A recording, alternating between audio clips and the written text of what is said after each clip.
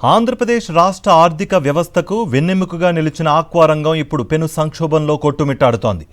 నిన్నటి వరకు డాలర్ల వర్షం కురిపించిన రొయ్యల చెరువులు నేడు అప్పుల కుప్పలుగా మారాయి.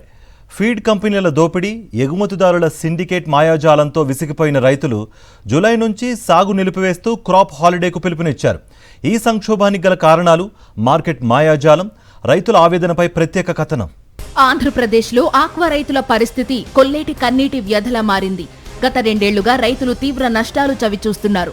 ఒకవైపు అంతర్జాతీయంగా అమెరికా విధించిన టారిఫ్ నిబంధనలను సాకుగా చూపిస్తూ ఇక్కడి లోకల్ ప్రాసెసింగ్ ప్లాంట్ల యాజమాన్యాలు కొనుగోల ధరలను భారీగా తగ్గించేశాయి. వారం క్రితం 100 కౌంటు రొయ్యల ధర 270 ఉంటే ఇప్పుడు 220కి పడిపోయింది. ఇలాగైతే రైతులకు కనీసం పెట్టిన పెట్టుబడి కూడా వెనక్కి రాదు. ఆక్వా రైతుల ఆవేదన ఒక ఎత్తైతే వారి ఆగ్రహం మరో ఎత్తు. పశ్చిమ గోదావరి, కోనసీమ జిల్లాల పరిధిలోని ఆక్వా సంఘాలు వరుసగా సమావేశాలు పెట్టి తీర్మానాలు చేస్తున్నాయి. కూటమి ప్రభుత్వ నిర్లక్ష్యానికి నిరసనగా జాతీయ రహదారులపై రొయ్యలను పారబోసి ఫ్రీగా పంపిణీ చేస్తున్నారంటే పరిస్థితి ఎంత తీవ్రంగా ఉందో అర్థమవుతోంది. ఒక రైతు మాత్రం నష్టపోతున్నాడు. ఎందుకు ఈ దుస్థితి ఏర్పడుతుంది? మరి నాణ్యమైనటువంటి సీడు ఇవ్వకపోవడం, అధికారులు ప్రభుత్వం పర్యవేక్షణ లేకపోవడం, అలాగే ఫీడ్ ధరలు నియంత్రించకపోవడం, విపరీతమైనటువంటి ధరలు పెంచడం వల్ల ఈ 2 కారణాల వల్ల ఎక్కువ ఆక్వా రంగం నష్టపోతుంది. మరి ఇప్పుడున్నటువంటి పరిస్థితుల్లో ఫీడ్ ధరలు ఏ ఒక్క రూపాయి పెంచినా కూడా ఈ ఆక్వా రంగం మనుగడ సాగించలేనటువంటి పరిస్థితి ఉంది. కాబట్టి ఆక్వా రైతు అసలైన దోపిడీ ఎక్కడ జరుగుతుందంటే ఫీడ్ కంపెనీలు, హేచరీలు, కొనుగోలుదారులు అందరూ ఒకే సిండికేట్ గా మారారు.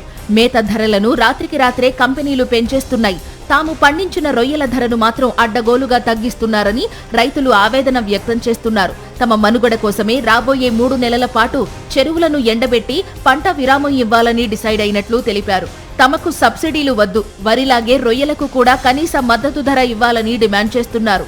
మళ్ళీ ఫీడ్ రేట్లు పెంచడానికి ఏదైతే కంపెనీలు ట్రై చేస్తున్నాయో అవి ఒక్క కేజీకి ₹1 కూడా పెంచకుండా అమలు చేసే విధంగా, ఉన్న రేట్లు అమలు చేసే విధంగా ఒకటి తీర్మానించడం జరిగింది. 2, ప్రాసెసింగ్ ప్లాంట్లు ఏదైతే మరి గతంలో ₹50 తగ్గించి మళ్ళీ 100 కౌంట్ ₹230 బేస్ మీద కొంటామని అన్నారో అది ఏమాత్రం మాకు సమంజసం కాదు.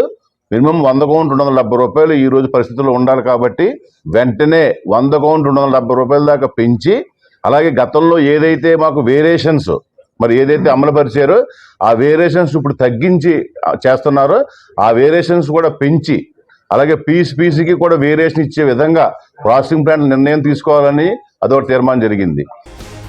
ప్రభుత్వం తమ సమస్యలు పట్టించుకోకపోతే క్రాప్ హాలిడే అమలు చేయడమే సరైన నిర్ణయమని భావిస్తున్నారు ఆక్వా రైతులు.